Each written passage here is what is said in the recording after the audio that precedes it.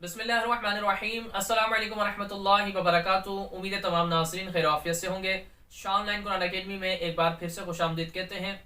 आज के इस वीडियो में कि कुरान मजीद फुरकान हमीद किन औकात में पढ़ना हमें मना है, किन औकात में हमें करना नहीं चाहिए और किस कंडीशन में कुरान पढ़ने की इजाज़त नहीं दी गई है। तो इंशाअल्लाह सबजल्ला इसी पर आज इस वीडियो में हम बात करेंगे, तो वीडियो को मुकम्मल देखिएगा, इंशाअल्लाह आपके लिए में इजाफा होगा। चैनल पर नए इसको सब्सक्राइब कर बेल आइकन पर क्लिक कर दें, इंशाल्लाह इस तरह की इन्फॉर्मेटिव वीडियोस आप तक पहुंचती रहेगी।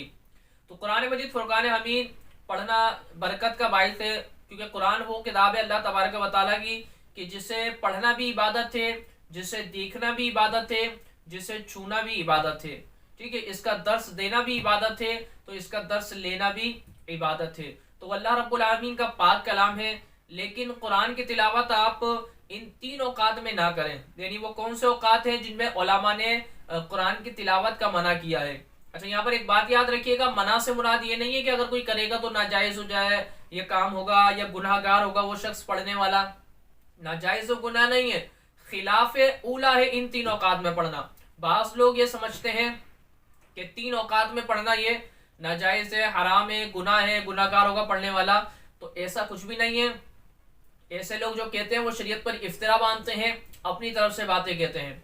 शरीयत के अंदर जो बात है वो ये है, किताबों में जो बातें लिखी है कि खिलाफ औला है, कि बेहतर है कि इन तीन औकात में कुरान को ना पढ़ा जाए बल्कि औराद और वज़ाइफ के अंदर मशगूल रहा जाए। वो तीन औकात ये हैं, तुलुए आफ्ताब से 20 मिनट तक, ज़ाहब कुबरा ज़वाल का वक्त जिसे कहा जाता है दूसरा वो, तीसरा गुरूब आफ्ताब से 20 मिनट पहले तक। ये तीन औकात हैं, इसमें आप औराद और वज़ाइफ पढ़ें, हो सके तो कुरान ना पढ़ें। अगर कोई पढ़ता है तो उसे मना भी ना किया जाए और वो पढ़ने वाला गुनाहगार भी नहीं होगा।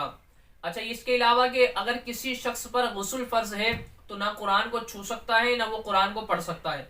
ये मिसाल के तौर पर वो औरतें कि जिनको हैज़ और निफास के मामलात हैं तो वो भी कुरान को छू नहीं सकती, ऐसी कंडीशन में कुरान को ना पढ़ सकती हैं। अगर कोई बेवुजू है तो बेवुजू की कैफियत में हालत में कुरान को छू तो नहीं सकता, लेकिन कुरान को बगैर वुजू के पढ़ सकता है। एक बात यहाँ पर और ज़हन नशीन कर लीजिएगा, बाज लोग होते हैं गुटखा खाने वाले, मेमपुरी खाने वाले, या ऐसी जो नशावर चीजें होती हैं कि ऐसी चीज खाते हैं जिससे मुंह के अंदर बदबू आ जाती है।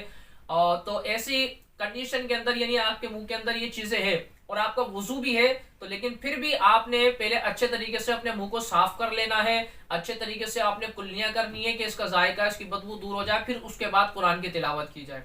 ठीक है, अगरचे आपका वजू है लेकिन आपने क्या करना है, अच्छे तरीके से कुल्ली करना है, क्योंकि इससे वजू तो आपको टूटेगा नहीं। आप सिर्फ कुल्ली कर कर आप कुरान की तिलावत करें, कुरान को छू सकते हैं, लेकिन कुरान को बगैर वजू के छूना नहीं है, सिर्फ कुरान को बगैर वजू के पढ़ सकते हैं। और नजासत वाली जगह पर, गंदगी वाली जगह पर खड़े होकर या वहां बैठकर कुरान की तिलावत ना की जाए, ना कुरान को वहां पर लेकर जाया जाए। तो वो लोग जो अपने मोबाइल के अंदर कुरान की चूने लगा देते हैं, कुरान की आयत की चूने लगाते हैं, फिर वो उसको वाशरूम में भी लेकर जाते हैं, तो वो इस बात को लाजमी तौर पर नोट कर लें कि ऐसे चूने हमें नहीं लगाना चाहिए, क्योंकि अगर वाशरूम में आप हैं और अगर ये आयत कुरान की तिलावत हो जाती है तो आपके लिए देखेंगे कुरान किसी जगह पर पढ़ा जा रहा है। तो ऐसी चूने ना लगाया करें कि जिसमें कुरान की आयत हो, अल्लाह उसके रसूल का नाम हो। ठीक है, अल्लाह तबारक व तआला हम सब पर अपना फज़ल करम रखे, हमें समझने की तौफीक अता फरमाए।